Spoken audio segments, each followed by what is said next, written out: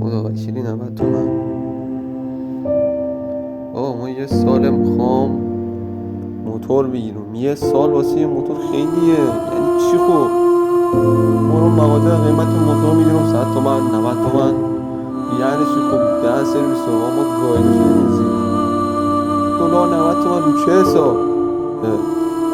دهن ما سرویس شده. بردار من هرچی کار میکنم انگار نگاه از من میخوام گوشی بگیرم میرم گوشی از دیروز گرفتم، موتور از دیروز گرفتم، ماشین از دیروز گرفتم. اصلا یه وضع تخمی. بعد میگن دوست تو جوونی چرا میری پای دودو دما سیگار و از این گوخوری ها میکنی؟ خب لاشه نکنیم چه گوی بخوریم وقتی دستمون به جا نمیرسه؟ چه گوی بخوریم؟